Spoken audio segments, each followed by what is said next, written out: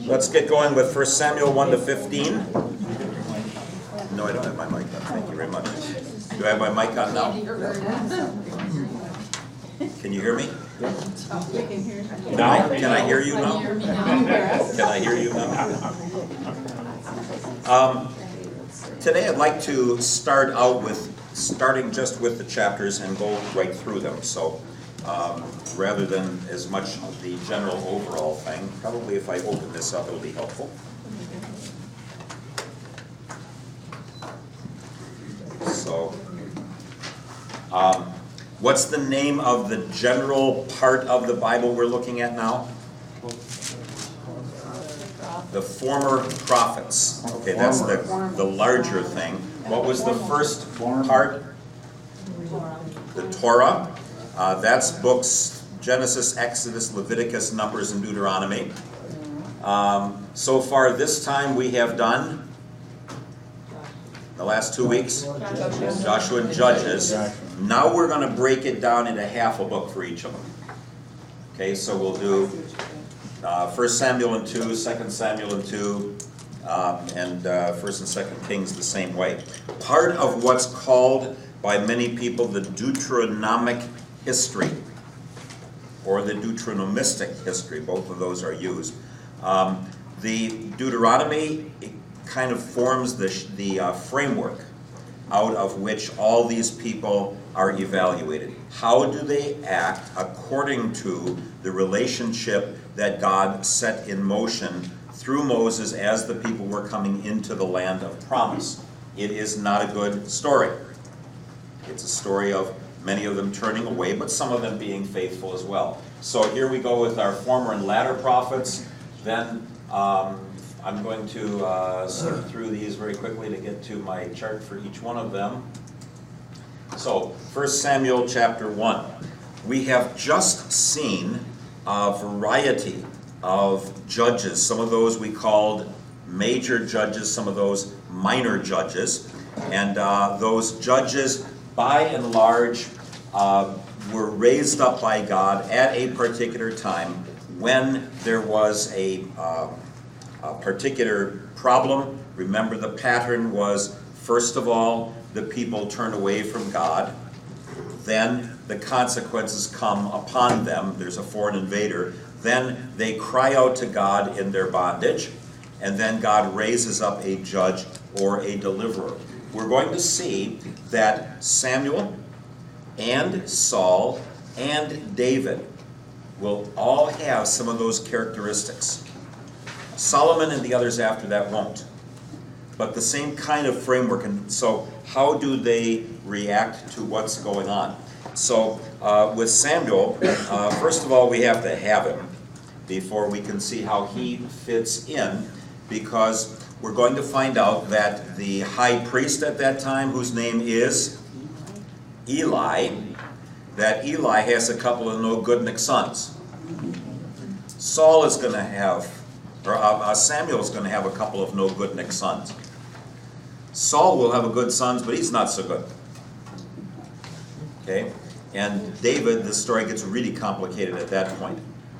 But the real question here is there going to be a dynasty of any sort? With the high priest, it was supposed to be a dynasty. The oldest child of the high priest would become the next high priest. That's not going to happen here. It's going to take a couple of generations for that to shake out. But Eli's sons are both going to be killed in battle. And so we're going to have a kind of a different route for this than the normal kind of a route. But we start with a story that is a replica of some of the other places. Where else do we have a woman who wants to have a child and can't have one? I want 3 answers. Sarah is 1. Rebecca is 2.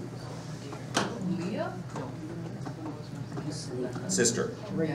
Rachel. All 3 of them want to have a child and can't. And so Sarah, remember, is 90 years old when she has her first child. We aren't told about Rachel, but Rebecca, it says that there were 20 years. You about ready? Huh? You about ready, Harriet? Yeah. Can you imagine? Can you imagine? So you laugh, Dennis. You laugh. And that's what Isaac's name means. Exactly the sound that Dennis just made. In Hebrew is the sound of his name. Anyway, so here we have two women. The overview, all the way really from Joshua all the way through 2 Kings, is the story about God's presence through the ark, and how does God rule? Through whom and how does God rule? So the ark and kingship. We're going to see that the ark, maybe in the original text, was never mentioned during Saul's reign. There's one place where it gets mentioned, but kind of an odd situation there that some people wonder about whether that's not some little mark in the margin that got put in the text. But anyway, who wrote 1st and 2nd Samuel? Nobody knows. Right? So that's okay. See, a lot of times people say, well, we have to know who wrote it in order to be able to think that it came from God. God didn't seem to have that problem. People would recognize that this is God's side of the story. And I will say that a lot of times as we go through this course, that it's not as much what does God want us to do, but what does God want us to know? What does he want us to know about himself? And what does he want us to know about our relationship with him and with other people? And so we're going to see a lot of ways in which people have wandered away from that story. So there's a certain man of Ramathaim Zophim. Do that one 10 times. Ramathaim, in the commentaries it says that in later times is Arimathea. What do you know about Arimathea? Joseph of Arimathea, and what did he do? The tomb. He's the one who offers this tomb in which Jesus is buried. Okay?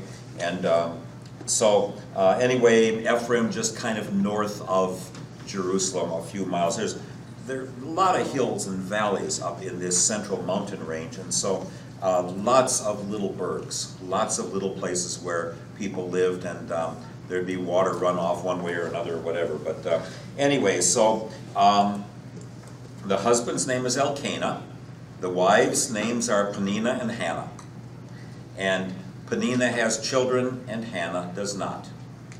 If you want to understand Peninnah's way of dealing with Hannah, kind of remember Hagar's way of dealing with Sarah. Right. Nah, I can have kids and you can't, which is not going to go down very well. And so as we look into the story, we find that Hannah is mocked for being childless, and so she goes to ask God to give her a child. The typical phrase is that the Lord shut up her womb. Please give me a little slack on this one. Every time the car wants to go in the garage, the door is down. Okay, car can't get in the garage. Okay, the activity doesn't result in a baby. She doesn't know why. Why would most people think? She's barren. Yeah. Yeah, but why? She did She something wrong. sinned. She sinned. Yeah. She had done something wrong. I mean, that's the standard answer.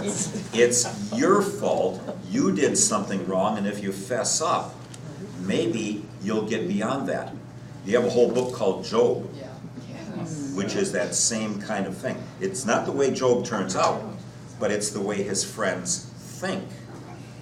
And our Lord himself, about the man born blind, says, don't think that that you're going to figure out why everything happened.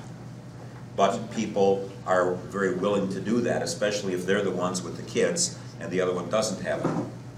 Right? And so she is barren. She asked the Lord for a child. What time of the year is this? What's the celebration?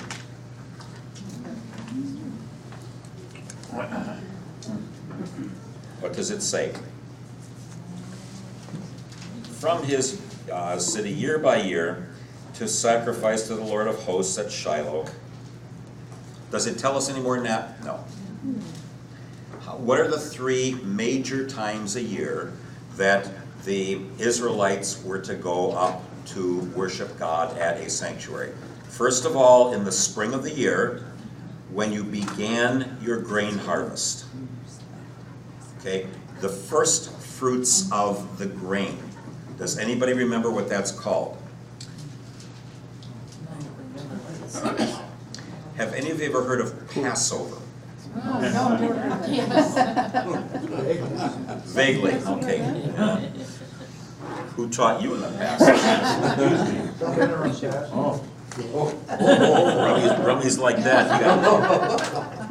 You gotta look for someone who's competent next time. Anyway, that's the first one. That's when they began their first fruits. Now, pay attention.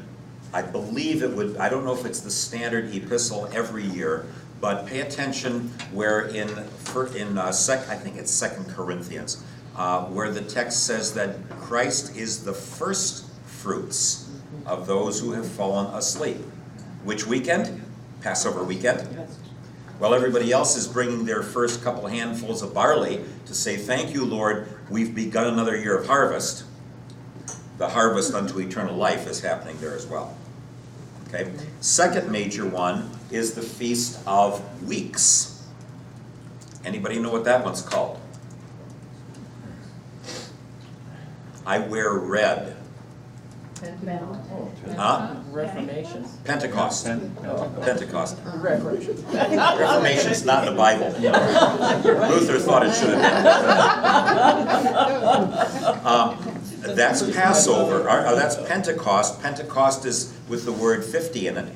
Okay, 7 7, so it took them about 7 weeks to harvest, roughly. Okay, so then you bring your tithe. People from all over the world would have made their trip to Jerusalem when they could. And so there you're bringing your grain. In the fall of the year, you would bring your tithe of all of your fruits. Your grapes, like the ones on the table over there, your dates, your figs, and all of that. What does Eli accuse Hannah of? Being drunk. Which one of the 3? That one's called, the third one, by the way, is called Sukkot, or the Feast of Booths. That's the one. Now, the Feast of Booths means that you would have a little lean-to shelter out in your fields in the fall of the year, because you don't want anyone wandering through your fields, your vineyards at 2 o'clock in the morning helping themselves to your grapes.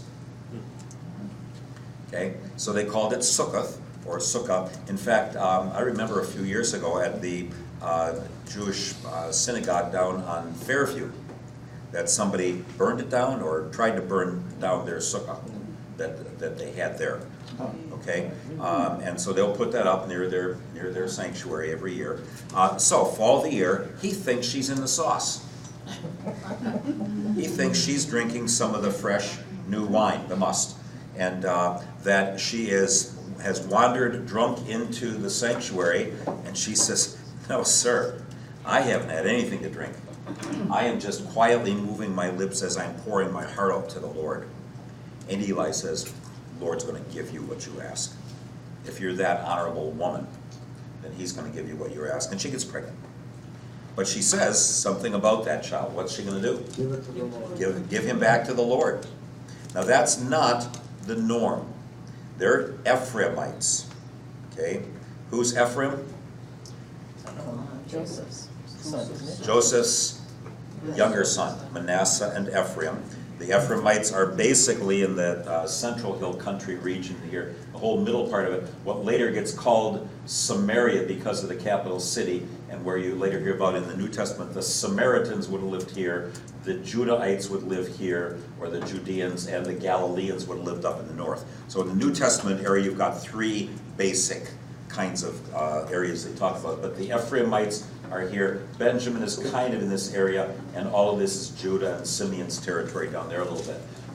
But anyway, so of the tribe of Ephraim, not of the tribe of Levi. Okay, so she's going to give him to God to serve at the shrine, to serve Eli and his family. So they tell us the story. Okay, she has had her child, and when he is weaned, she brings him up to Shiloh. Now, how old when he's weaned? About 3 years. Probably 3 or 4 years, yeah. Now, that doesn't mean that he only nursed, but they would have still nursed the kids in the evening, before they put them down.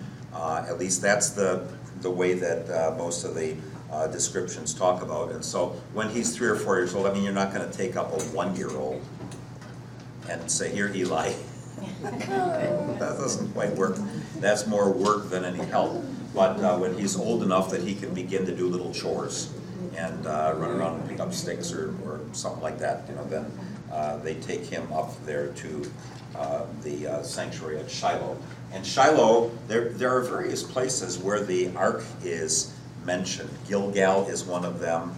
Shiloh is another one. There's a couple other places that we're going to see along the way where the ark is. Where isn't it at this point? It's not in Jerusalem. They don't have Jerusalem yet. They don't possess Jerusalem yet, and so they certainly, that's until after the time of David, and then Solomon's the one who's going to build the temple. So that's almost 100 years later than this. Not quite, but almost 100 years later. So now Hannah goes to thank the Lord. This is a wonderful song, terribly hard to translate. These ancient songs, the one thing about poetry is that poetry says the same thing in different ways. I don't watch Dave Letterman anymore, but he likes to do this. He likes to see how many different ways he can say something. It was cool, it was neat, it was great, it was audacious, it was stupendous. He might go on for 6 or 7 words. You see some of the rap, some of the rhyming that will go on. That's a little bit more, not the rap type of sound, but the kind of thing where you would talk about the gift that God had given and find all sorts of different ways of referring to that. Hannah prays. Her prayer does not sound like it's just about her immediate story. I'm going to read it to you. There is none holy like the Lord. There is none besides thee. There is no rock like our God. Talk no more so very proudly. Let not arrogance come from your mouth. For the Lord is a God of knowledge, and by him actions are weighed. The bows of the mighty are broken. I'm going to have to say the bows. The bows of the mighty are broken, but the feeble gird on strength. Those who were full have hired themselves out for bread, but those who were hungry have ceased to hunger. The barren has borne 7, but she who has many children is forlorn. The Lord kills and brings to life. He brings down to Sheol and raises up. The Lord makes poor and makes rich. He makes low. He also exalts. He raises up the poor from the dust. He lifts the needy from the ash heap, to make them sit with princes and inherit a seat of honor. For the pillars of the earth are the Lord's, and on them he has set the world. He will guard the feet of his faithful ones, but the wicked shall be cut off in darkness. For not by might shall a man prevail. The adversaries of the Lord shall be broken to pieces. Against them he will thunder in heaven. The Lord will judge the ends of the earth. He will give strength to his king and exalt the power of his anointed. Now, what's the strange thing about the last verse? There is no king. What? Well, here it is. All sorts of reasons why people think about that.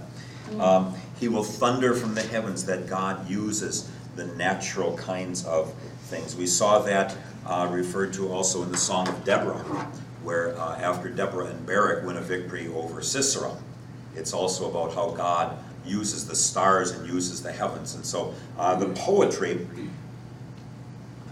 sometimes the poetry will be what they call synonymous, where you say the same thing in 2 different ways. Sometimes they'll call it antithetic, where he raises up the lowly but brings the high down, and something like that. Sometimes it's called synthetic, when the second part of it just adds to the first part. You'll see this many, many psalms that are outside the book of Psalms. songs of victory and songs of lament and a variety of these.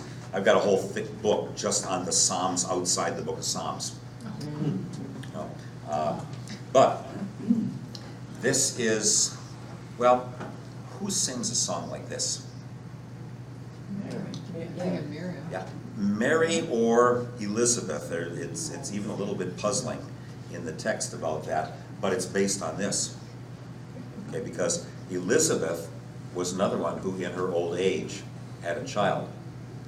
You know, but this thing about the enemies and everything, is it personal that God says, I'm going to help you get back at all those people who were mocking you? How does it go? But so in general, God watches out for the lowly. He hasn't forgotten us, even if it looks like he has. Now it's descriptive. You can't make it prescriptive. You can't say, well, if I pray this psalm every day, then everything God wants for me will happen as well. Okay, so we know that it happens at times, but we can't say, okay, what's the trick? How am I going to get God to do what I want? Well, if I read the Bible and find the right little secret passages, I can do that. No, but we do see there are times when he does that. And so then we are told that they left Samuel there. His name means asked of God or heard by God. Shama means to listen, give ear. Sometimes it can even mean obey. And El, of course, is one of the words for God. So they leave him there. Hannah thanks God, who is her rock. And that word comes many, many different places. The rock versus something that can be slippery and that does not give you support and foundation. Well, we have other troubles, though. We have troubles right here in River City. Because Eli's two boys are no goodniks. What are the two major things that they do? What are their two major sins? They're stealing what? Offering.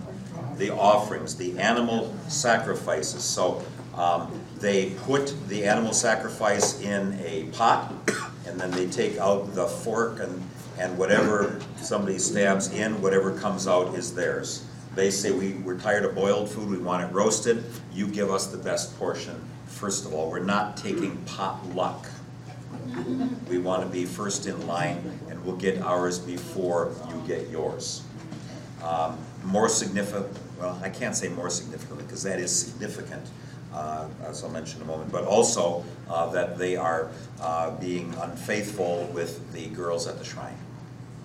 We know they're married because there is a child that dies, or the mother dies giving birth to the child after the ark is taken.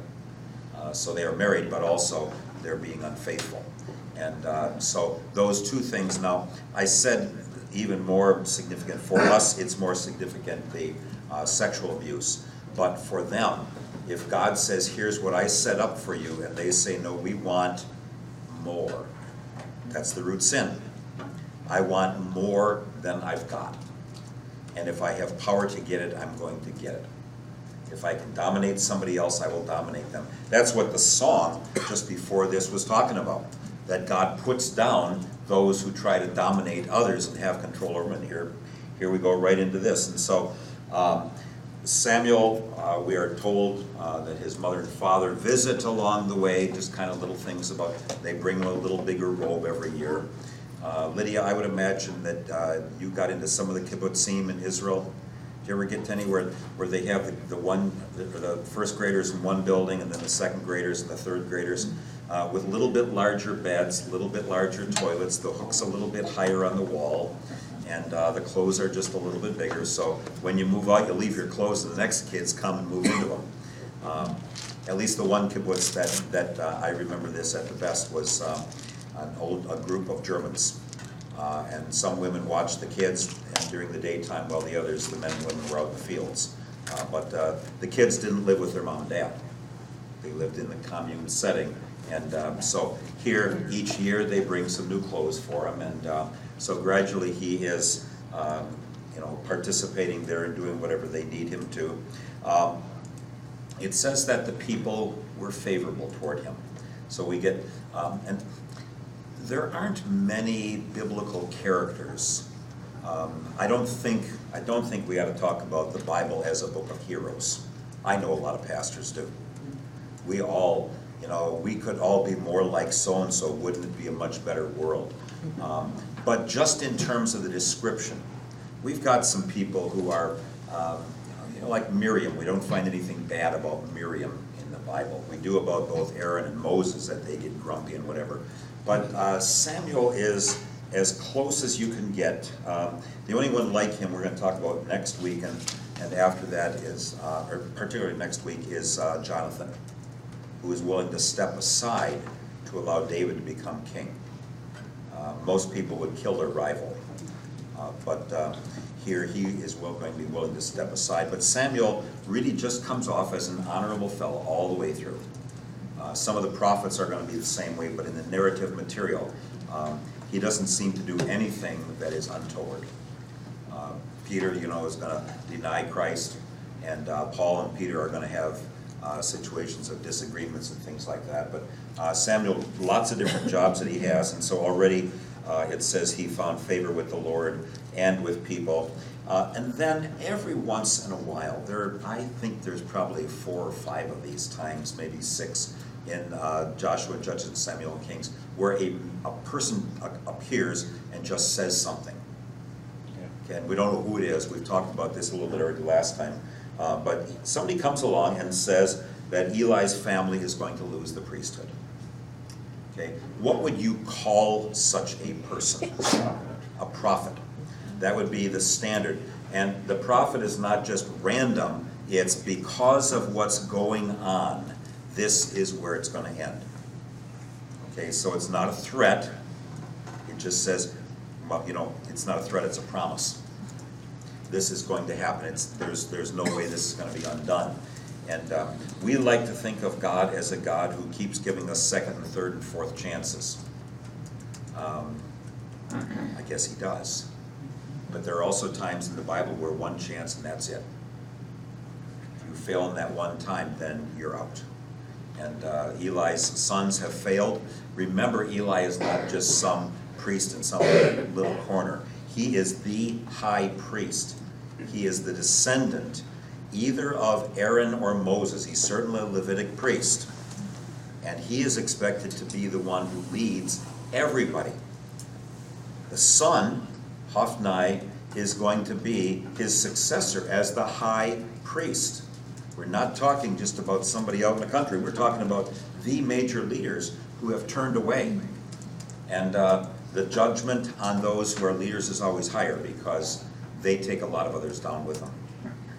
And so, you don't just say, well, we'll do whatever we want to here. And so the comment is made that they will lose the priesthood. Chapter 3. Now we get to find out a little bit about the story. Anything on the first 2 chapters that you wondered about? We have a little bit more time to kind of look at some of this. Jim? Okay, I don't really want to hear from you. This So. is, but it deals with Elkanah. Elkanah, is that the name? Elkanah. Anyway, Elkanah would be probably a better Hebrew pronunciation. Elkanah. Well, she wasn't eating, and he wanted to ask her about that. He says, why aren't you eating? Why be downhearted just because you have no children? This is the part I like. You have me. Isn't that better than having 10 sons? You like that one, huh? Little chauvinistic there. Yes. Yes. Where did you To- just read that from? To which she answered, Well, it's out of my Bible. It's Well, verse 8. chapter 1. chapter 1. Yeah, verse 8. Am I not more to you than 10 sons? Sure, honey. Well, some suggest that she and Peninnah were getting equal portions, and she was getting a big pile of it. 2 to 1. No, that she was just getting a big pile of food. Oh, That they each got the same portion, and Peninnah had to give it to all her kids, and she got the whole portion herself. Remember how Benjamin gets the 5? yeah. Gets 5 times as much as everybody else? A lot of these things, I have said this word before, in a lot of places we're in guess land. Okay, there are a lot of things where we don't know exactly the nuance of what's there. That's why they make big fat commentaries where they summarize the 4 or 5 possible explanations in this one and say it goes here. So was her one portion just enough for her, or was it the equal, that the wives each get an equal amount? And so in essence, she's kind of grumpy because she can't even eat it all. If she had kids, she could share it with them. So I don't know. I don't know with any of these things. There's a whole realm of maybe it's this and maybe it's that, and it just tells us how far away we are from the story. Also in the prayer of praise, and again, in my Bible, it says something to the effect that the woman has 7 children. I assume that's not Hannah, but No, but it could be Penina. it could. Mhm. It could be the woman who has 7 is down in the mouth, but the other who has the barren has borne 7. That could be. Yes, I'm sorry on that part. But then that would be anticipatory because we know that she has other children. Okay. But I don't think it says how many. But the one with many children is forlorn. You don't count up your happiness based on what you count, but on what your peace is with the Lord and with your family around you and all the rest of that.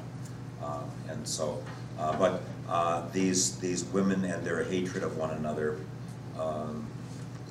it's really tough. Now Judaism permitted bigamy all the way into the Middle Ages. And I think it was about 1,000 that they finally said, no, we're not going to practice this anymore. So the trouble is if I say, well, it's in the Bible, so therefore we ought to be able to do it. There's a lot of things in the Bible that we don't want to do, and that God does for reasons of sin and war. If a guy died and his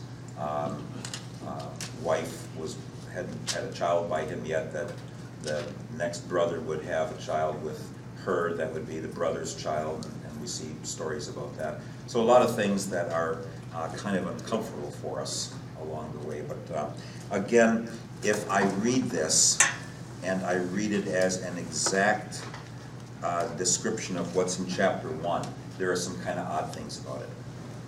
And so we don't know at what point there is this song that was out there that gets put in at this point as something that either is what she sang or what she would have sung, what was in her heart as well. And there we get into the complexity of how does it all come to be. I mean, we've got this thing about the king and his anointed in the end when we don't have one yet. And so something's up. But then you start guessing and then you get all sorts of different answers for it. But what do we know about Eli and his sons? What did he do about stopping them from doing what they were doing? Nothing. Nothing. He cannot control his kids. All right? Preachers. That hasn't changed. I knew I could let you do that one.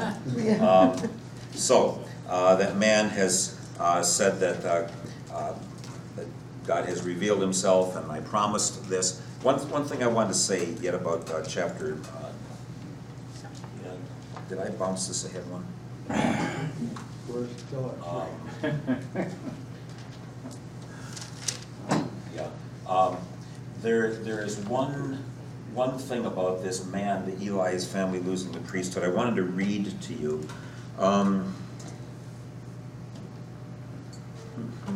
Where'd that go?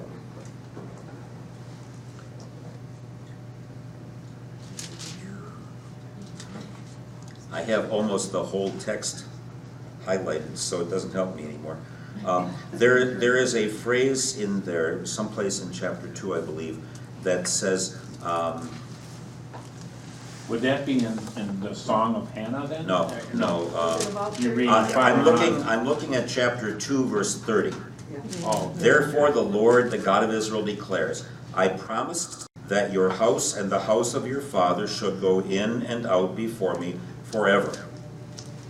But now, the Lord declares, far be it from me, for those who honor me I will honor, and those who despise me shall be lightly esteemed. Behold, the days are coming when I will cut off your strength and the strength of your father's house, so that there will not be an old man in your house. So, when we say, well, God made a promise, and he has to keep it. So if I go into the Old Testament, and I read the Old Testament, and I look for every promise, and I say, God promised this, so it has to come true, right? This is a very helpful text to say, not necessarily. Because he makes, oh gee. It's not just this, it's a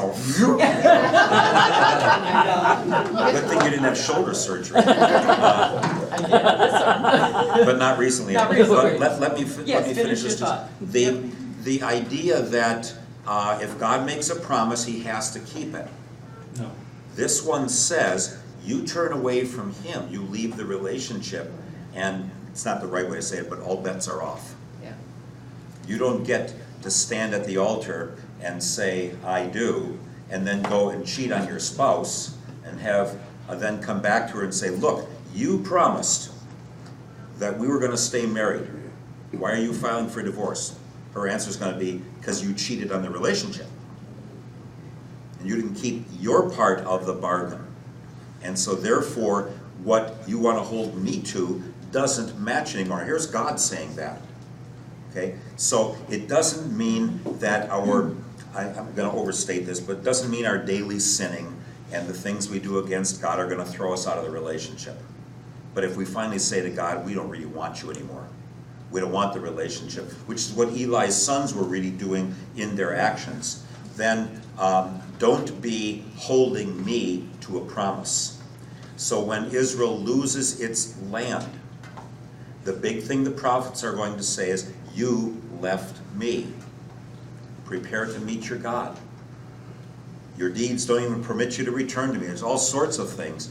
But the one that God's not going to put up with is, you promised, now how come you're not delivering? And so over hundreds of years we're going to see this. Okay, I have several hands up, but Now that you put that so into that I don't hurt your shoulder anymore. Now that you put it into context, that I understand that. What I sometimes will hear from people is, well, God changes his mind. And so that was what first flashed into my Yes. head. I am the Lord, I change not. Yeah, but when you start like that, but now, Yeah. it sounds like And the I've but changed my now, mind. but the but now is what you don't want to hear ever from God. Yeah. Okay? And you don't want to confuse his promise with a covenant. Oh, yeah. The covenant is forever, isn't it? This was a covenant. This was a covenant with the high priestly family.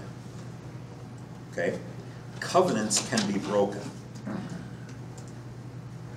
God says, I'm never going to break it on my side.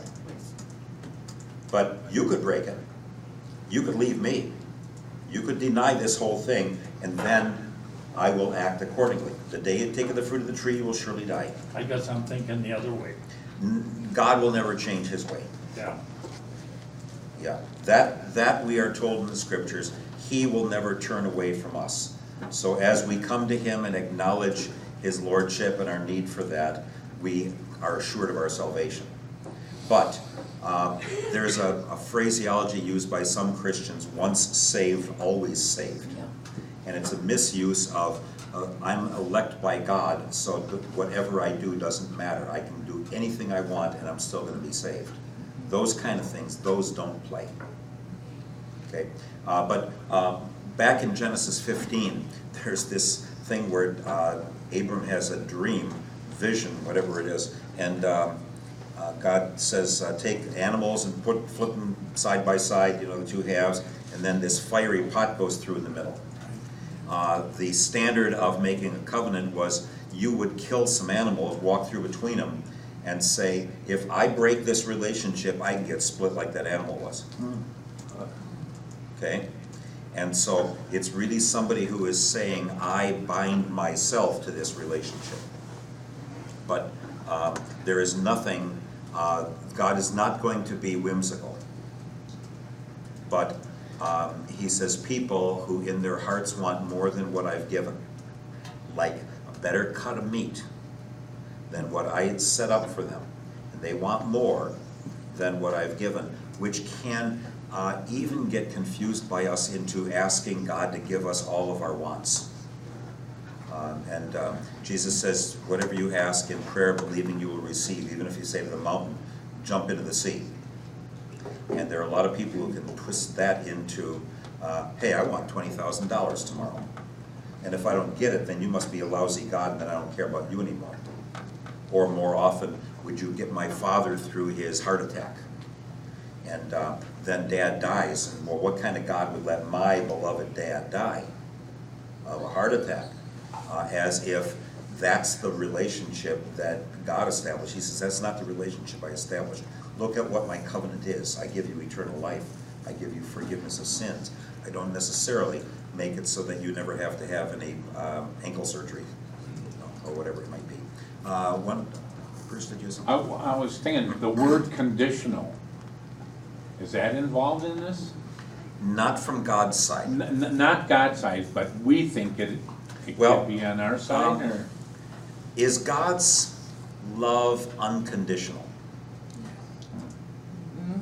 Yes, I think it is. If we don't hold up to, Huh? if we reject him, No. hang on. No, God is constant. Always, yeah, I'm thinking through. Yeah, you're getting a look. Don't raise that arm. That's okay. Yeah, you're getting that look, yeah. Yeah, don't raise the arm on that one. I believe that God's love is conditional.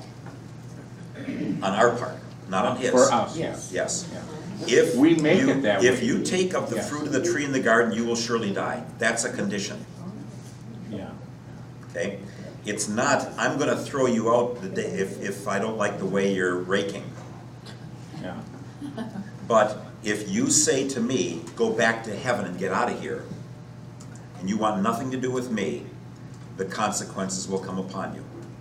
What do we call that in the New Testament? The sin against the Holy Spirit.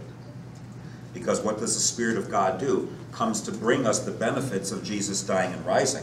If I say, I'm not interested, and I put the garage door down and say, I don't want whatever you're offering, then since that's the delivery system for the forgiveness of sins, if I say I don't want it, or later in life say I never did believe in that stuff, or I don't think it's anything value to me, then I have to say to somebody there is a certain point at which it's not yours anymore. I don't know when that is. I'm going to keep on being gracious to people until they die, or until they tell me to be quiet. And you don't want to chance it. Yeah. Well, I don't want someone who I could bring the gospel to not to hear it because I've decided they don't deserve it anymore. But there may be indeed people who die who have been Christian at one point who have said, no, I don't believe in this stuff. And so were Hophni and Phinehas ever faithful? The text just doesn't give us that. It just comes in right at the end of the game and says, this is why the house of Eli was lost. And we're going to see it right now why with all of that kind of stuff. So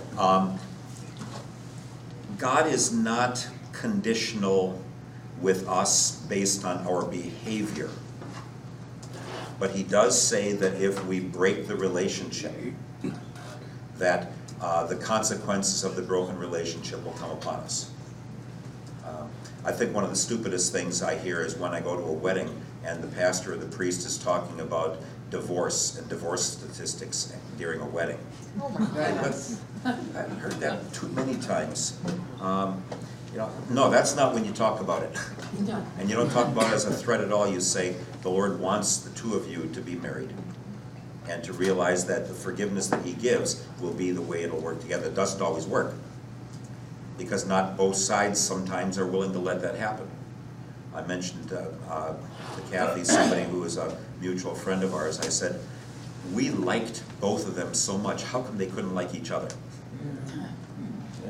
Yeah. We enjoyed both of them.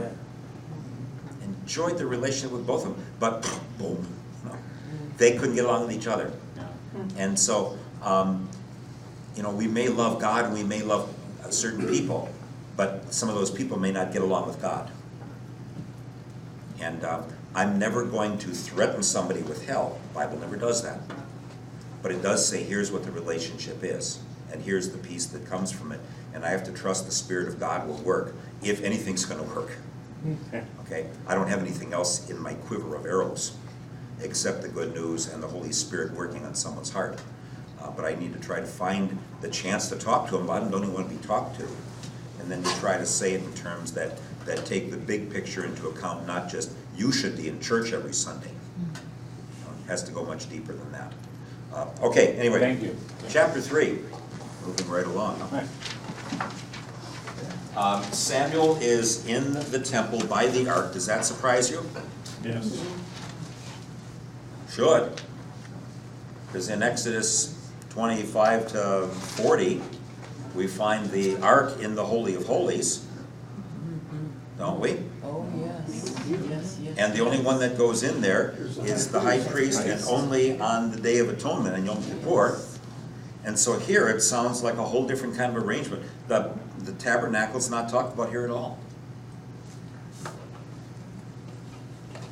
I don't have an answer for you, except that at this point, all of that, it says in Chronicles, which is a very late book, that the tabernacle was in another city.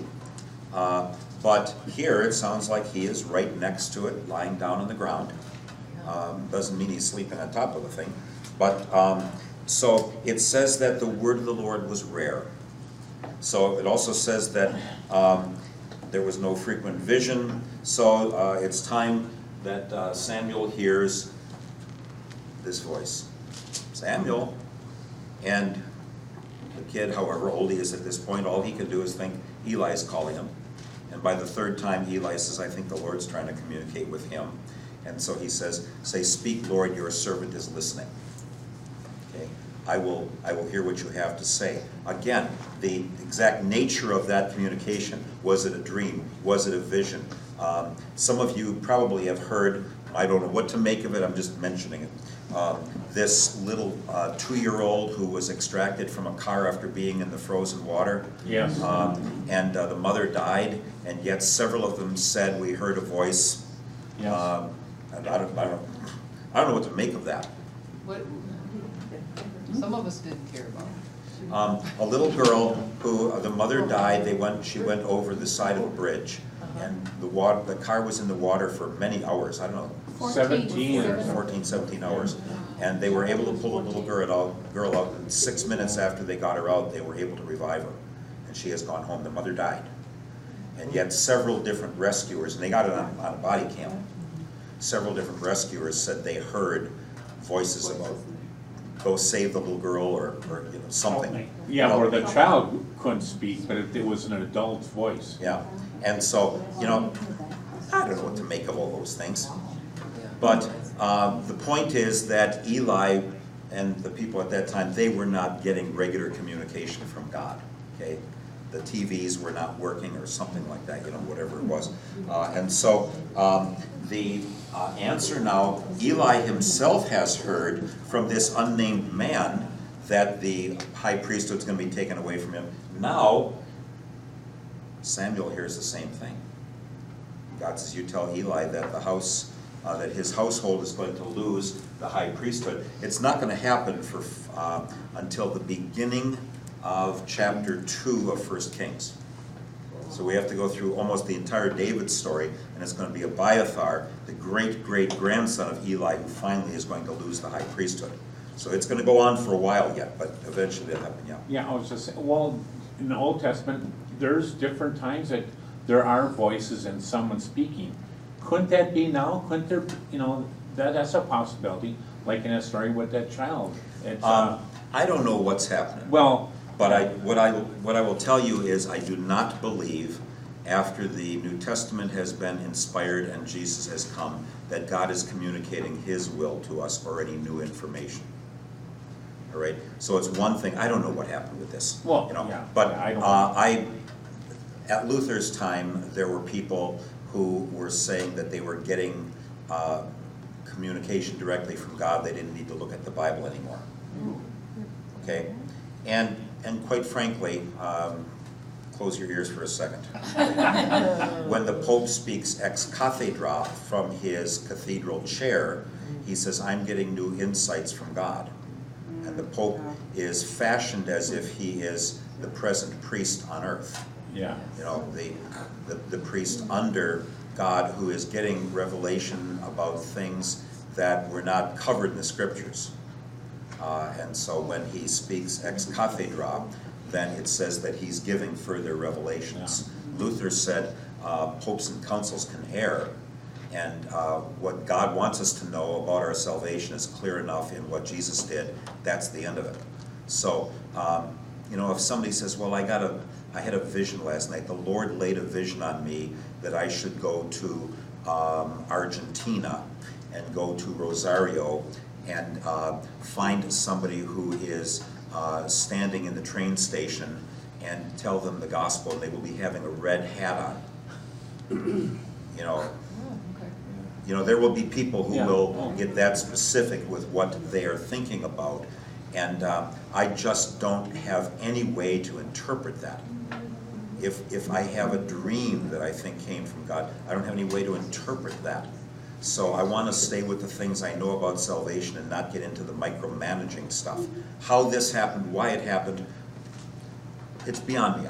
You know, I'm thankful the little girl got spared, and I'm thankful that that happened, and I don't know why it happened. I don't know all those details, but I don't believe God communicates with us in any significantly different way from what he's already told us. In these latter days, he spoke to us through his Son about his will for our eternal life.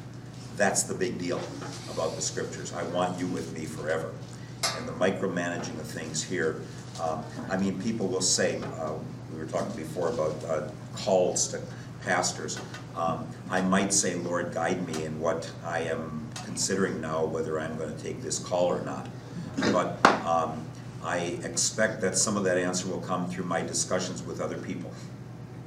And, you know, not that I had one man say to me one time, when I have a call, I go to a room by myself and pray, and I don't want anyone to talk to me about it at all.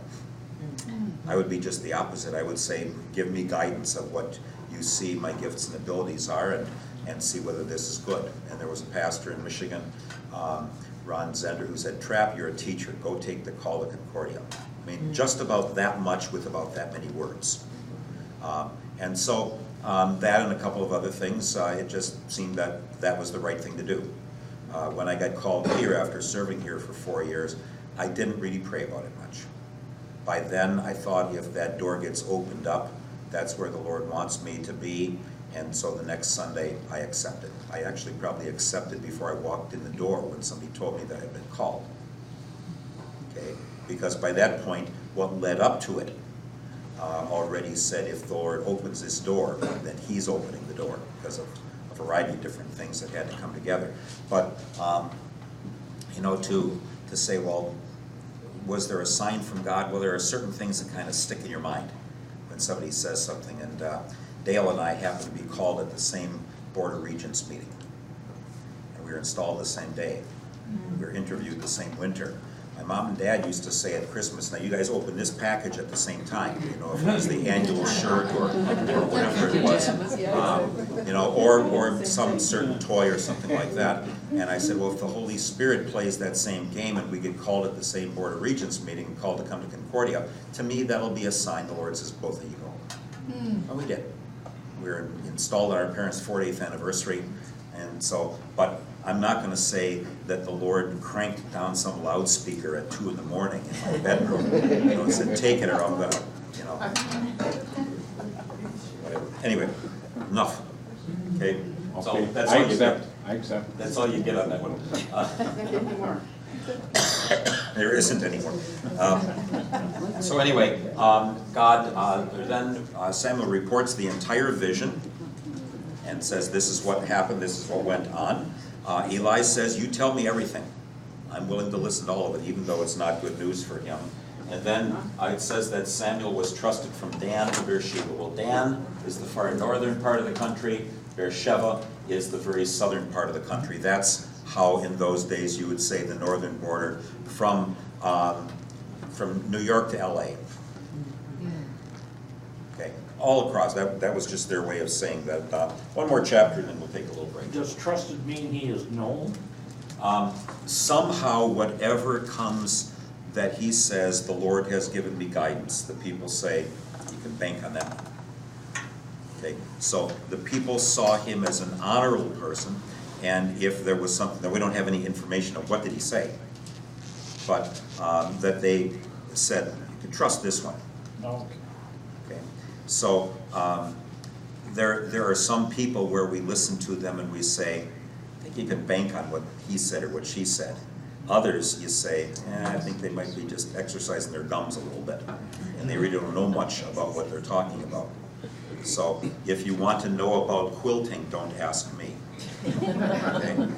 If I start talking to you about quilting, it's time to go anywhere else.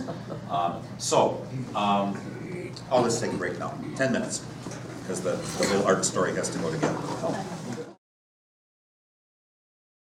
All right, so we continue now with chapter 4. I decided I would let this go together because of the story of the ark. You have it on, Helen? Yeah. Thank you. You did turn it off, didn't you, before? I turned it off, yeah, before. I Okay, just and- turned it on right now. Thank you. So what we have now is Hophni and Phinehas. They, as a consequence, remember that pattern, if you turn away from God, then troubles come upon you, right?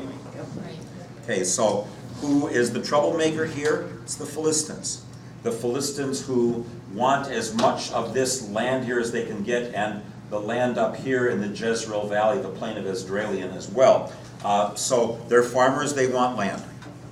And God says, well, I will protect you from your enemies, but if you turn away from me, then you will figure it out because your enemies will have invaded. Okay, now we do not get to say that today. Okay? We don't get to decide that everything going wrong today is because of something we've done wrong. So there are people who, even on 9/11, we're talking about God is punishing us and punishing our country. And people who said God is punishing New Orleans when it flooded. And a variety of other kinds of things like that. And then how are we going to act on the basis of that? What I found very, very interesting, I know there were some more people who went to church out east during the month of September of 2011, or 2001, I mean. I don't think that there was much of a change in church attendance in the middle part of the country at that point. It was not seen as a religious event, an event where we might have to say to God, we're sorry. So that says more about the temperature of the hearts of the people, those who weren't coming. That wasn't going to turn them around either. And it probably shouldn't, you know, as if we're thinking, well, God does these bad disasters to get people to go back to church.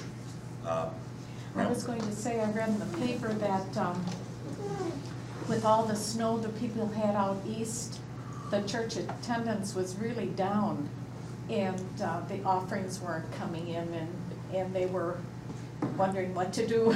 We had a whole month in Michigan this summer, the winter before we moved here, where they had 4-day work weeks because the county was not getting so much money, and a lot of the initial layoffs from the car industry. And every Thursday afternoon we got a snowstorm. The whole month of January, every one of them. So they didn't do anything on Friday or Saturday or Sunday. Monday they plowed north-south, Tuesday east-west. Wednesday plowed north-south and east-west to clean them out. Thursday afternoon it started snowing again. I think we had school 5 days that month. And the attendance was down. The people who came on snowmobiles, and the offerings were down very little. Which said something. What it said, it was a little visit from God to tell us about something, a little private vision that he gave us that I can't talk about publicly now. So anyway, the Philistines have attacked, and so what happens as a result of that? Many of the people of Israel die. Even if it's Eleph as a unit, there would have been a lot of people who would have died. And so, what's the bright idea that Hophni and Phinehas have? Let's bring God into the picture. Get the ark. The ark is called a war palladium. It's the symbolic or real presence of God coming in to the battle. God couldn't possibly let you lose if his ark is there. So it is really a wonderful definition of the second commandment. You shall not use the power of the Lord your God for your own purposes. Don't take the power of the Lord your God in vain. God says, we want to, guess what? I'll let them take it. I'll let them take it. If you think you can force me to have to win a battle by bringing in the covenant box, I'll let them have it.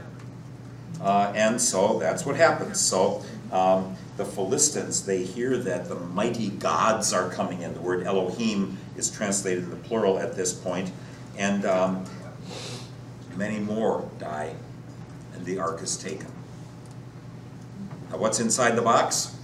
10 words, tablets of stone, the jar of manna, that was a symbol or reminder of God feeding the people in the wilderness, the rod of Aaron that budded to show that Aaron's family was the high priestly family that was supposed to finally carry on the show.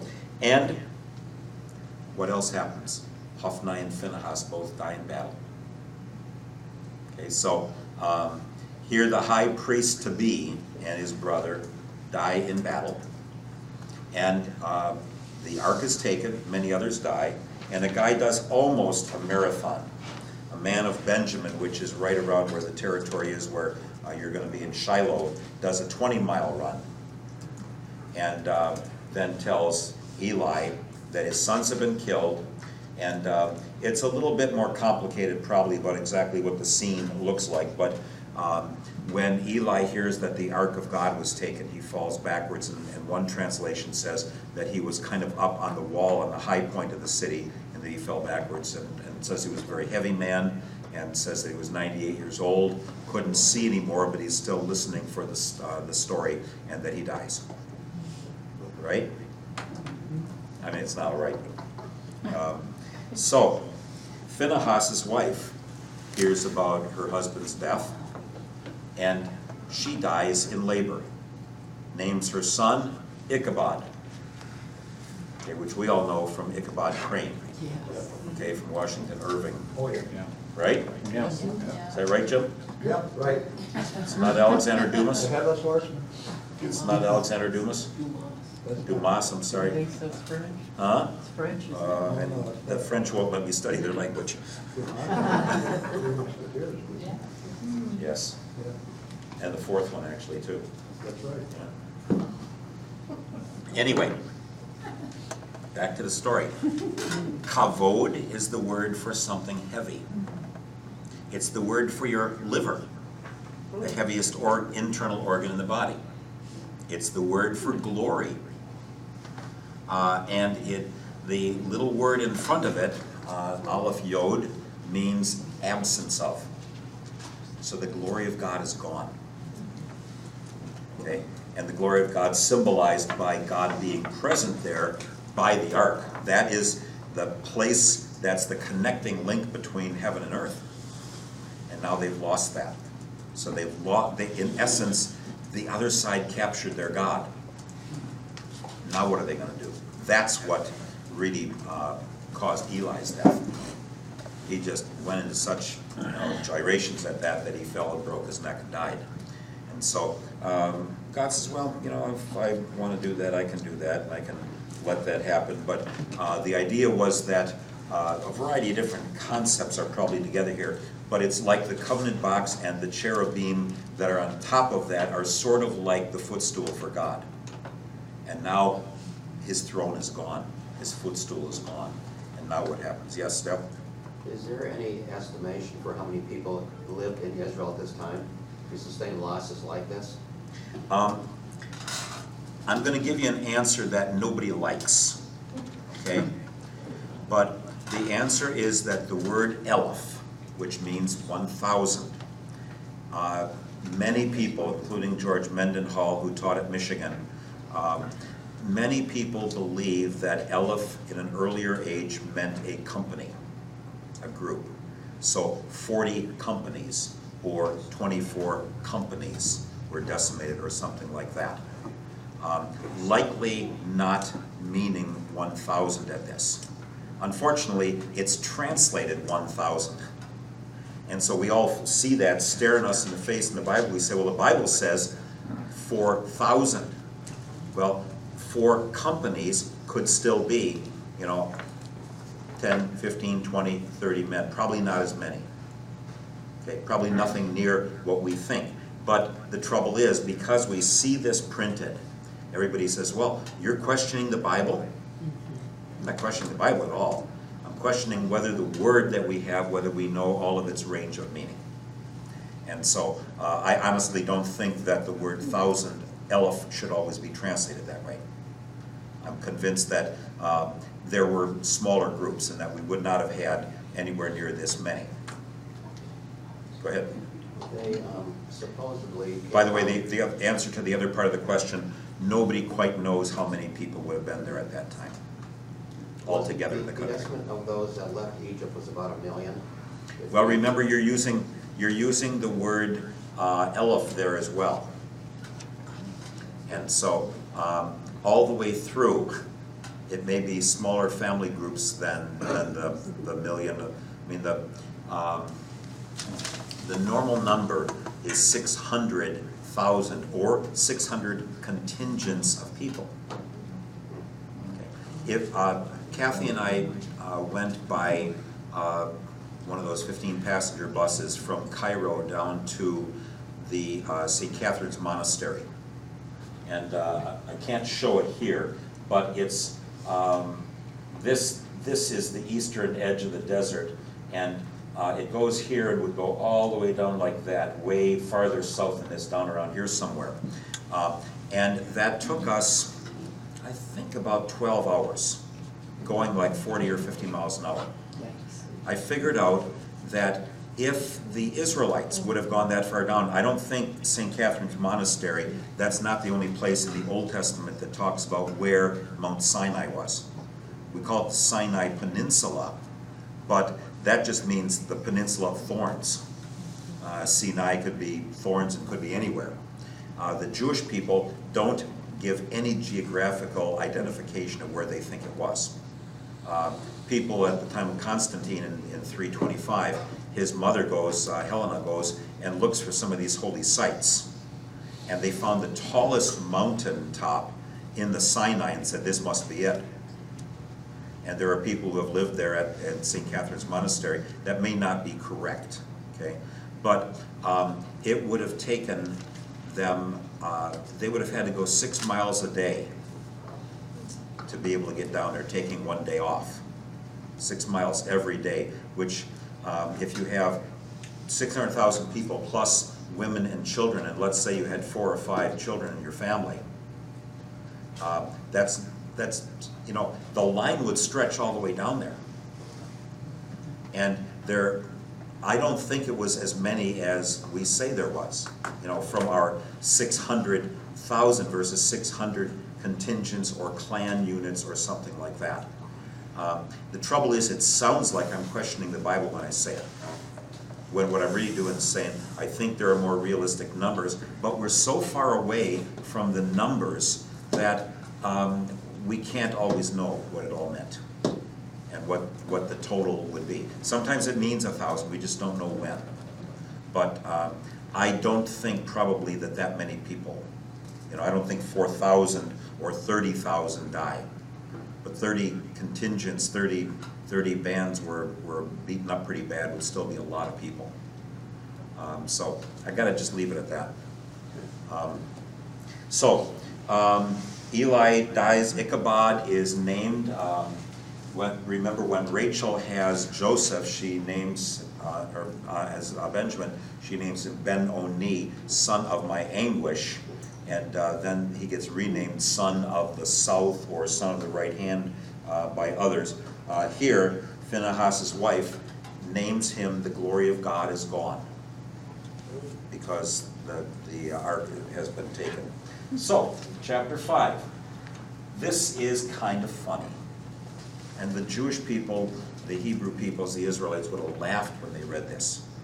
Because everywhere the ark goes makes trouble for the Philistines. God hasn't abandoned his ark. He's just living over in some other territory, carrying on his war. The battle they thought they won, they didn't win. So for 7 months, and I have a note in one of my Bibles or commentaries, slow learners. Because they begin to wonder, how come these bad things are happening to us? And they're having plagues. There are 5 cities of the Philistines. 3 of them are along the coast, Gaza and Ashdod here probably, and Ashkelon, and then Ekron is down here, and Gath somewhere up in here. Those are the 5 major cities, and they seem to be pushing it from one to the next one. You try it for a while and see if anything happens to you. We're tired of having it. Okay? And what happened to Dagon? Fell over on his face first time. Next time his arms and legs fell off. Okay, and his head. And says that they would jump over the threshold instead of walking directly, because there are people who thought that you would get tripped up by the gods going into the temple unless you were holy. And the one commentary said, you remember how sometimes in the age of chivalry the man would carry his wife across the threshold, don't let her trip on the way going in. I do this every single day. I step over the threshold. Every single day. I don't just directly walk on it. At my garage.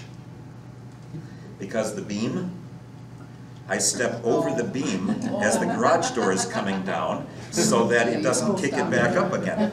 So I step over the threshold every single day. Because I don't want to have to open the other door and then lock it again and all that. So I got bowled out by one of my neighbors. He says, you know, they made that for safety for you, and here you are avoiding it. I said, it's my garage. Leave me alone. Don't bother with me. Sounds a little risky to me.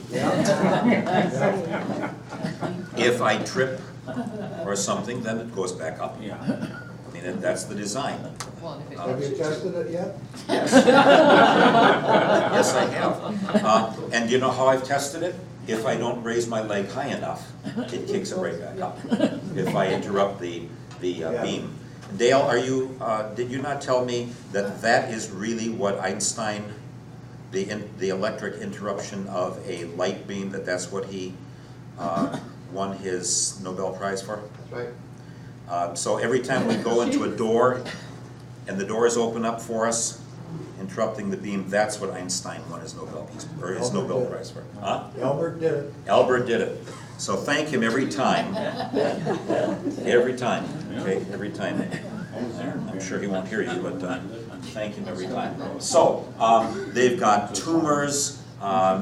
They live down in an area where there is some shipping. They shipped out, particularly later, not at this time, but they shipped out a lot of olive oil from that area. And so with ships come rats, and they raise grain. And so they've got animals all around that bring disease. And so that was one of the real big problems that they would have had down there in general. But some people die, some people panic, and I have this here on purpose, send it back. Get it out of here right now. We don't want it around by us anymore. And so the people recognize there is a God. Now the strange thing is, Israel can't figure out for its own life that God is there, and that these foreign people reminds me of Jonah, where Jonah's down sleeping in the bottom of the ship. All the other sailors, they know there's some sort of a deity, that something's happening because, you know, they're having this because somebody did something wrong, and here he's down in the bowels of the ship sleeping, and finally he acknowledges, yeah, I'm trying to escape from my God, and leaves from Joppa, which is just kind of north of this other area here. So there are peoples who recognize God is there, even if not everybody does. So chapter 6, after 7 months, they say, give glory to the God of Israel. Or you could translate that, give the glory, the kavod, back to Yahweh. Give him his kavod back. Okay? But we have to do a little test. We have to find out, was this just happening by chance? Or is that God there from the hills really messing around? Kathy and I, for almost 9 years that I was pastor in Michigan, we lived on the Ridge Road, out in the country. Our nearest neighbors were 10 cows. Okay? And a very beautiful area. Enjoyed it very much. I always knew when Dwayne sold the calves to the feedlot, because those cows would beller all night for about 3 days. All night for about 3 days, missing their calves. Okay? So, what are we going to do? We're going to find out whether that box really belongs up there, or if all these things just happen by chance. So we're going to take a couple of milk cows, cows that are nursing their young, and we're going to take the young away from them, and we're going to hitch them up to a cart, put the box on it with a bunch of gifts. Every city is going to give some gold representing the tumors, which could be anything up, even including hemorrhoids or some sort of bubonic plague or something like that. All sorts of crazy things that may be involved here. And we're going to send it back up into the hill country. And if those cows go unnaturally, then we'll know he wants the box back. And those cows go lowing and bellering, and they make their way right up. Okay, they do what's unnatural. So they're pretty smart. He wants it back. Okay. Smarter than the Jews. Smarter than the Israelites, yes. I'll use the word Jews only of today, okay, for much later. But at least some of them. Okay, most people will follow just because, you know, if it works, follow. Yes, ma'am? Just curious, because just remembering back was that the ark needed to be carried and no one could touch the ark. So when it went into the enemy's hands, what happened to them? It doesn't say. Okay. It doesn't say that they touched it or they had, I mean, they have it on a cart here. You know, they don't have it on poles because they're not going to get anywhere close up to there. But we do find out that one thing that happens is when the people of Beth Shemesh get it, and again there is an additional number here of 50,000 people who die, which probably is not the actual correct number. Mine says 70. 70, yes. There's a number 50,000 in the margin. Okay, that everybody says. Somebody later wrote a big number in the margin, and somebody later put that in the text. The Greek translation doesn't have that. Josephus says nothing about that from his text, but somewhere along the way that came in. So, what we have is they look in it, a bunch of them die. Now, number one, they touched it. Wonder what's in the box. Number two, they probably don't have a priest there. Okay, so they are not instructed about the right way to do that. This is Beth Shemesh. Oops, I'm sorry. Beth Shemesh is and Kiryat Jearim, which is going to come next. They let me see if I can find Tel Aviv on here. Tel Aviv is right here, and as you go from Tel Aviv up to Jerusalem, you go through both Beth Shemesh and Kiryat Jearim. Beth Shemesh is kind of at the baseline of the Shephelah as the bus is going. When it starts going up, that's Beth Shemesh, and then you get part way up higher, and it's Kiryat Jearim. Same names. Lydia, remember? Pay attention to those on the way, because you don't read the street signs there, huh? No. I'm reading these and saying, oh, that's where that is, and that's where that is. But anyway, so as they're going up then, I mean, you're on your way to Jerusalem, and those two places are along the way there. But these people in Beth Shemesh, which means the house of the sun, it's probably an ancient sanctuary from long before the Israelites. Jericho is the moon town. Beth Shemesh is the house of the sun. So they had people who were worshiping other gods, and the names still last even till now. But anyway, the ark is taken further into Kiryat Jearim, and there it is put in the house of a fellow named Abinadab. And so he just kind of takes care of it. It's going to disappear pretty much until 2 Samuel 7, when David says, I need to build a house for the ark. And so the whole story of Saul, almost nothing to do with the ark at all. It's really on hold. And the ark had been in the northern kingdom. It's going to end up in Jerusalem. And some people are going to say, we should be at Bethel or Shiloh or one of these other places, Gilgal. And so there will be people later on in Israel's story who will say there shouldn't be a temple in Jerusalem. That's somebody else's city. And so where David takes over and where Solomon and all the rest of them live in the southern kingdom, there's a whole northern contingent from Ephraim and Manasseh and Benjamin and the others who say, we don't think they ought to be down there. Sort of like states' rights versus federal rights. I don't know if you've ever heard about that in this country. Two big different views. Who should make a decision? Should the education head in Washington decide how education is going to be run in every state? Or should we have local school districts? And what about every child left behind and all of those kind of things? And I think 44 states now have a waiver on every child left behind. But when you get to 44, it's not much of a law anymore.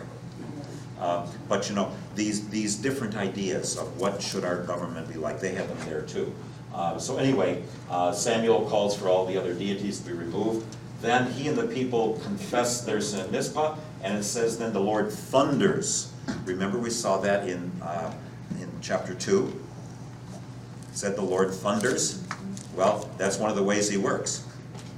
He's going to scare them good and proper. There are a lot of people who are going to just run away from any trouble just because they're so afraid. And the Philistines, they've had 7 months of it already. So they're not going to be quite as eager to go and fight against the people. So Samuel then puts the stone of help. Ebenezer, Evan is the word for stone. Etzer is the word for help. So he puts that there. He sets up a stone and says, the Lord has helped us to this point. We ask him to help us now in the future, and may God give us the victory. The victory that was not won by Hophni and Phinehas, Samuel now wins. He's a complicated man. He's going to be a kingmaker. He's a warrior. He is a judge. He is a prophet. Variety of different tasks that he has. And so Israel gets all the land back that the Philistines had taken.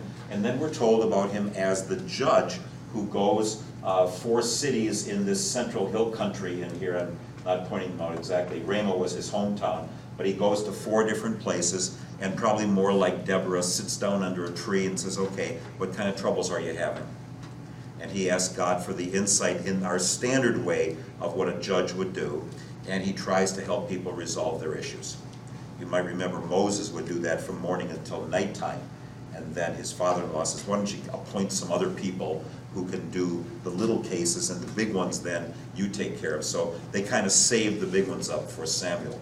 So he's got a regular route that he is doing along with everything else. Chapter 8 then, we find out that Samuel's kids are no good nicks. Are no good next too? Yes. And really the question comes, are we going to have successors who are family members, a dynasty, or are we going to have successors who are the best person involved? Plato in the Republic, he says, I don't trust people. The Republic has nothing to do with democracy. He says, I wouldn't trust most of them.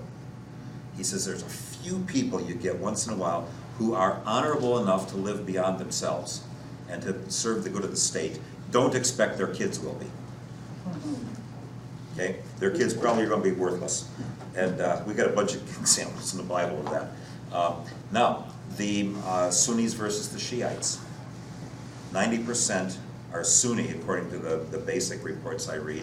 They said a descendant of Muhammad should, and his nephew was the first one, a descendant of Muhammad should be the leader. The Shias say the most qualified person, so you don't elect somebody's kid.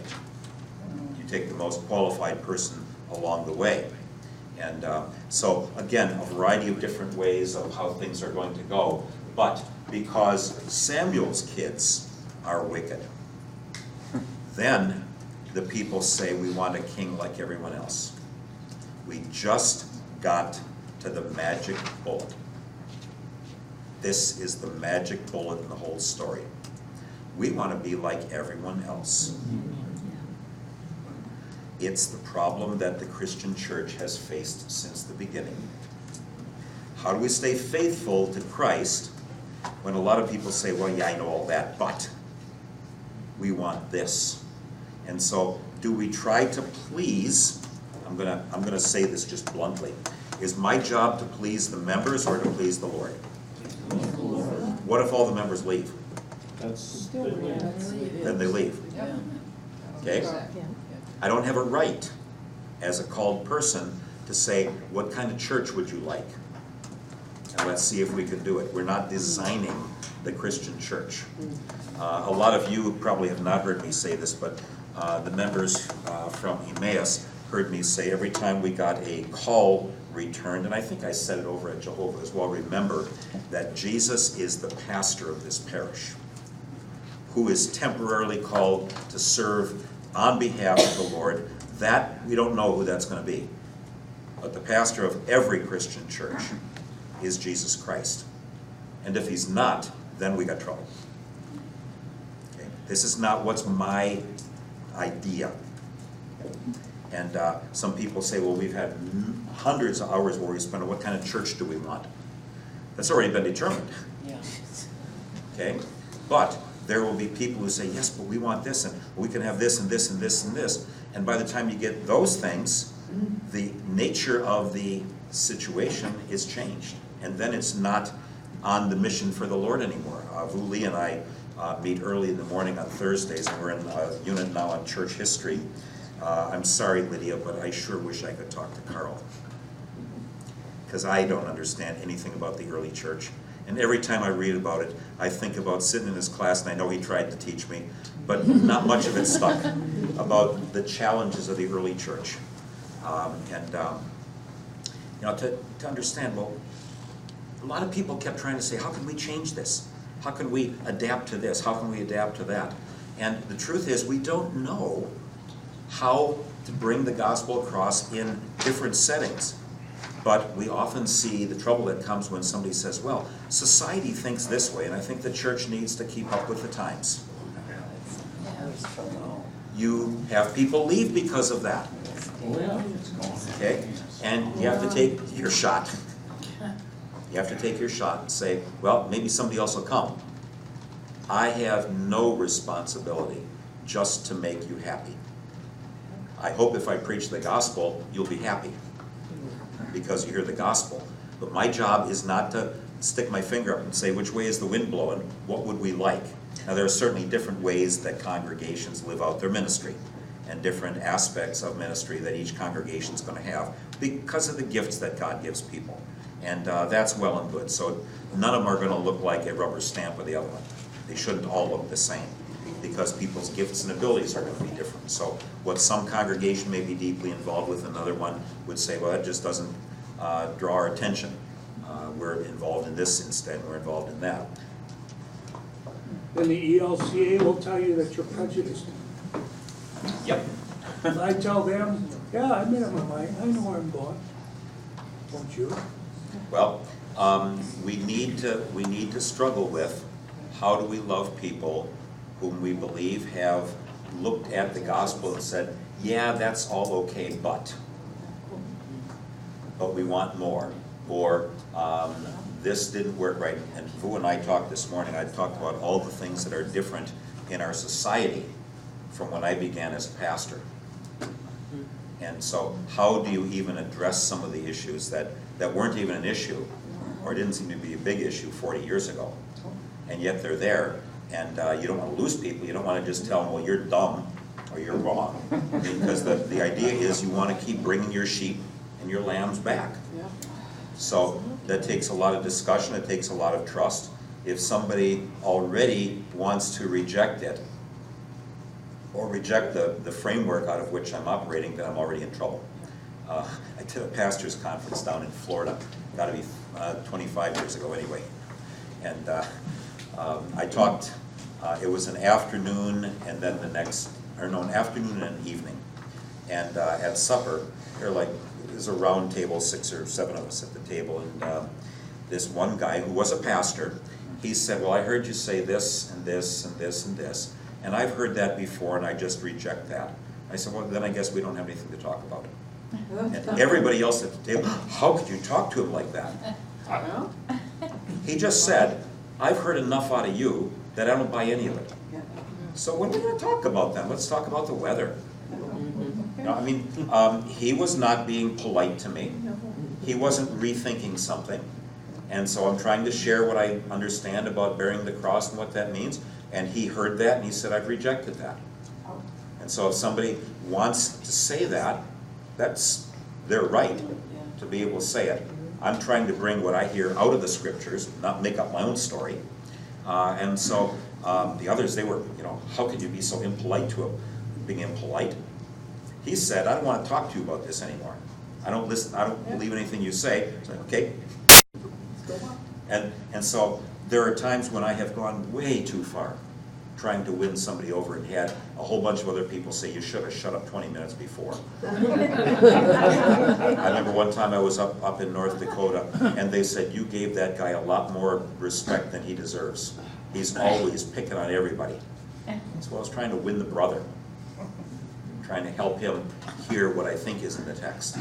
So go do a lot of studying and then see where that goes. Well, anyway, because of Samuel's sons, it says here, the people come to him and say, we want a king. And Samuel goes whimpering to God like Stan Laurel and says, oh, they're rejecting me, they don't want me anymore. God says, shut up, they're rejecting me, not you. So if somebody says, I don't buy what you talk about with the Christian faith, they're rejecting Jesus, not me. As long as I'm saying it faithfully. Okay? Now, if I'm not saying it faithfully, then I should be taken to task. But if I'm trying the best I can to say, here's the story of salvation, and somebody says, I don't buy into that, then you know, I don't want to give up on them. But here, Samuel describes Solomon. What he says is exactly what Solomon is going to do. You're going to serve your king. He's not going to serve you. Remember how Jesus says, I came not to be served, but to serve and to give my life as a ransom for many. And the disciples, they're squabbling. Jesus just said, I'm going up to Jerusalem to die. They're going to crown me with thorns. They're going to spit on me. They're going to beat me. And the disciples are saying, Peter and Andrew, or no. Judas? No. James. James and John. James and John are saying, can we sit at your right and left hand in the kingdom? Duh. You know, here he says, I'm going up to die. And they say, can we be in your kingdom next to you? And the other disciples get very angry that they hadn't asked it first. They wish they could have asked first, can we be at either side? They weren't angry because Jesus told them no. They were angry because, they thought of it before we did. You know, I want to be in this important position. Well, you don't always get in that important position. But the people say, we made our decision. And once they ask for it, then God says, okay, you're going to get it. Let's see what happens. And from here on through the end of 2 Kings, we're going to find out it wasn't a good story. We want to be like everyone else. And so these kinds of things, they're not prescriptive, but in being descriptive and with the consequences, we certainly ought to give pause to ourselves about how do we want to make things and what do we want to have and what's old school or that old time religion, what's just plain the gospel. And we don't have a choice in the matter. Well, we do, but not staying in the kingdom. A friend of mine, George Schetzel, went on vicarage in Kansas City.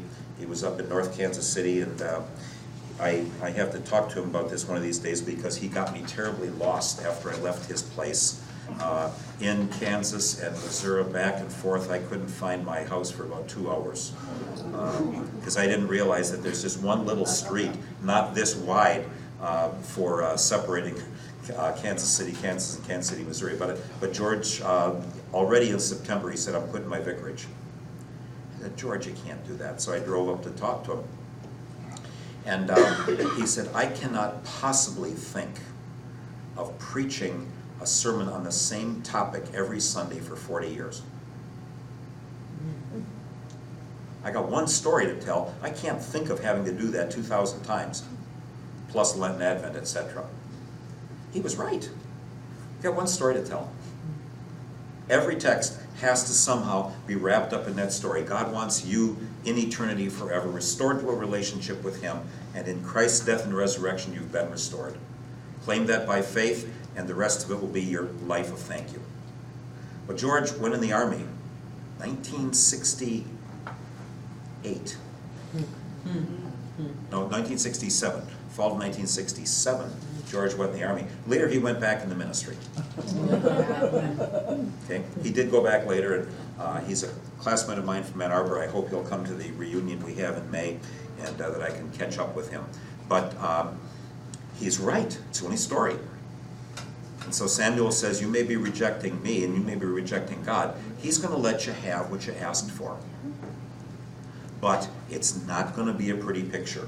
And so the people want to be like everybody else. So chapter 9 then, we have Saul, the son of Kish, a Benjaminite. All right, so Ephraim, Samuel's family, is from the tribes of Rachel in the middle, Ephraim and Manasseh here, and now Benjamin just north with their southern border right on the edge of Jerusalem.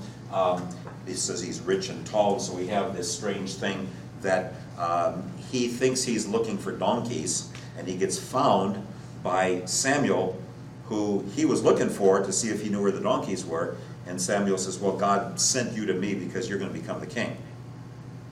And it's kind of a three-stage process. So he tells him that, first of all, he and his helper, the young man, well, we better have some money if we're going to go talk to the seer. You pay him a little money. You know, you give him a little money if you're going to go, and all of a sudden, the guy finds a little coin in his pocket. And so we can go see him.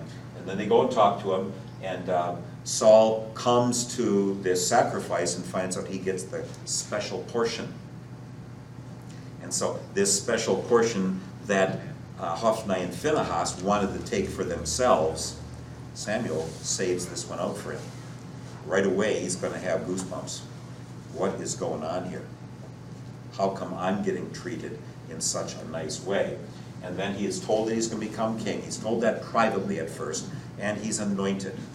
That word, what is the Hebrew word for anoint?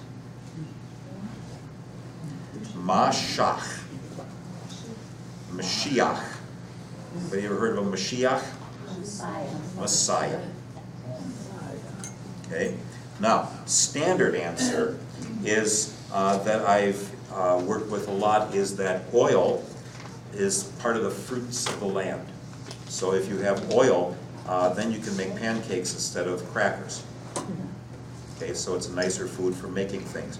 It's also used for healing. So you put oil on bandages to try to help with healing and things like that. So the richness of the land, the blessings of restoration in the land, and also another thing that many will talk about is that since God makes living things like the olive tree, that if you take something living and you pour that and anoint the person with that, then the gift from God comes through that. Somewhere in there is why they did their anointing. So Saul is the first Messiah. If you said, where's the Messiah? They wouldn't say, well, he's going to be born of the Virgin Mary in 1,000 years and save us from our sins. They would say, oh, he's up in Gibeah. Later they would say about David or Solomon or any rest of them, oh, he's up in Jerusalem in the palace, or he's out hunting somewhere or whatever. So for the next 400 years, Messiah is going to refer to their king. When that king gets taken away into exile, Jehoiachin in 586 before Christ, then when they come back, they don't rebuild the palace. So then, waiting for a king, because we'll see in a couple of weeks that God promised one of David's descendants would always rule, then they begin to hope for a Messiah. Many of them gave that up. There really was another Messiah called the high priest, who also was anointed with oil. So the one who goes before God and the people, the other one who goes out into battle. So your king is really going to replace your judge. You're going to have a permanent one now. Chapter 10, he's anointed, and then he has the Spirit of God come on him, and it says he has a different heart. that a different heart, and then he says nothing about the fact that he was anointed even to his uncle. And it says that he is, we might talk about speaking in tongues or rolling around in the ground like a holy roller, we're not sure exactly what, but being seized by God somehow. And then when the people gather together, they said they wanted a king, so Samuel says, okay, now let's gather together. They come to Mizpah, where they anoint, or where they publicly acknowledge him as king. And what happens? He's hiding by the baggage. He's a scaredy cat, he doesn't even come out. Okay.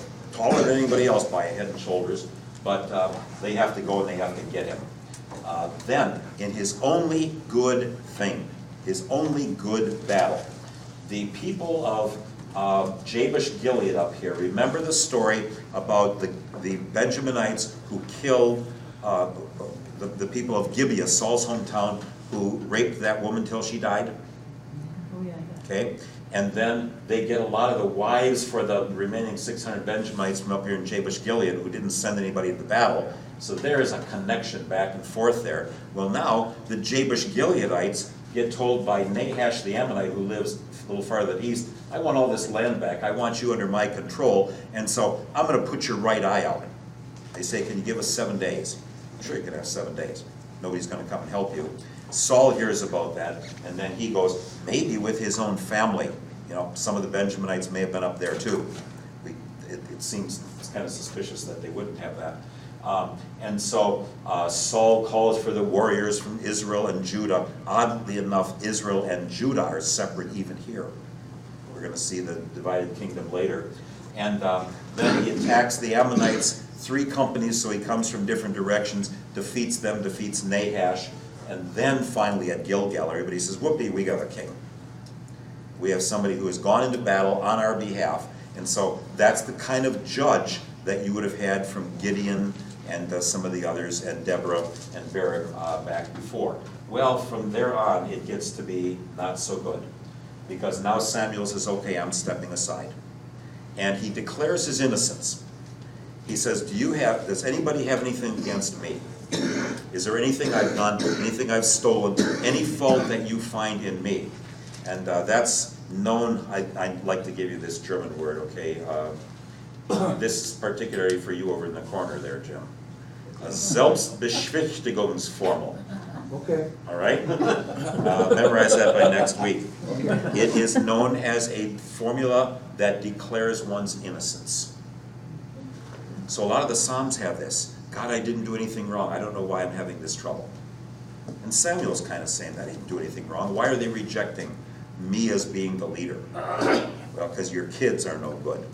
That's not what God says. He says they're rejecting me. But Samuel says, I'm going to keep on praying for you, but I'm not in charge anymore of all the stuff that's going on. I'm going to step aside. You ask for a king, you get your king. And then you get rain and thunder in May and June. That just doesn't happen. So we get kind of strange storms once in a while. You know what it's like when it rains and we have lightning in January? Every once in a great while, well, that's kind of strange. Yeah, that's kind of odd. And so they got that there. And Samuel says, I'm going to still pray for you along the way. Well, Saul and Jonathan are still having trouble with the Philistines. They're starting to come back and try and get the land once again. And Saul was told, you wait until Samuel comes, because he's going to be functioning like the priest. Remember, Hophni and Phinehas aren't in the deal. And we'll see just one little brief reference to Ahitub and the relatives of Eli in here, but they're pretty much gone as well. So Samuel delays coming until the 7th day. If Saul had read Judges, he would have said, Gideon won with 300 guys. I don't care how many of my soldiers are going away. God wins by few or by many. Instead, he's thinking like a human being. Oh, they're all leaving. Remember how the spies said, how are we going to win the victory? As soon as you say it's just me, you're in trouble. When you say, the Lord works in and through and with me, you're all right. As soon as, how can I fix this? Instead of, Lord, help me direct my attention toward this, then we're already running into a lot of difficulties. So Samuel says, your kingdom is being taken away from you. Okay. there's a couple of different things that come along the way with this. Your kingdom will not continue. So first of all, the first stage is there won't be a dynasty. Later it's going to be you personally are in trouble with God as well. This is with the raid that takes place. Jonathan is the one who is the real honorable one. Now we get the son who's honorable. And we'd think, well, that would start a dynasty, but because of Saul's foolishness in saying, I'll act in my own way, Jonathan ends up losing out here. And so they have this victory, but Saul says, nobody eats. We're going to see it 2 or 3 times say, nobody eats. Kind of dumb. That's no carbo loading. You're not going to be very strong when you need to be strong. And so why he says that, maybe, well, God will give victory even if we're weak. And God, look at what we're doing. Would you please help us win? Jonathan, who doesn't hear that his dad said nobody eats anything, dips his walking stick in a honeycomb and eats a little honey. His eyes brightened up. And everybody said, oh my, you're in trouble with your dad. Because he made that oath and now he's going to fulfill it. Remember that when Jephthah made the oath about his daughter, he apparently puts her to death. This one's going to be a little bit different. The people are so hungry after they do win the victory, they're killing animals and eating them raw. They are so famished. And Saul says, no, bring that, here's a stone, at least bring that your animals to that stone. And so they build an altar there. Then Saul asks the Lord, should he go into battle? And he doesn't get an answer, probably from some priestly figure there. And so they finally figure out Jonathan had sinned. And in one of the nicest stories, the people say, if Jonathan dies who won the victory today, then we're all a bunch of fools. He won the victory, and they redeem him. They ransom him from his father's curse. And kind of nice this time of the year to hear that. Others, they ransomed him. The Lord ransoms us. He knows we're guilty, but he says, I'll ransom you anyway. And so Saul does win victories, but most of them are really not his as much as Jonathan's victories. And then the last chapter, Samuel says to Saul, go and get rid of the Amalekites. They are under the curse. They're the ones that attacked Israel when they left Egypt. So they live kind of in this southern area down here primarily. And he says, go and attack them and defeat them. And they spare the best of the animals. They spare the best of the loot. They spare King Agag. And Saul just says, oh, we were just bringing this so that we could sacrifice it to God. And here's, I think, the first time we hear, to obey is better than to sacrifice. No, don't say, well, we'll just fulfill all the right rules. He says, God said this. Don't you come up with some new and improved answer for what you're going to do. And so the Lord says to Samuel, and I regret that Saul himself is the king. So now we get to the point that he himself is going to be removed as well. The first one, he's not going to have an heir, a dynasty. Now he himself is going to be removed. And so Samuel's robe gets torn as Saul says, oh, come on, please, please, please. And Samuel says, hey, it's enough. He goes back with him, but then Samuel kills Agag. Again, functioning like the judge. And that's it for the day.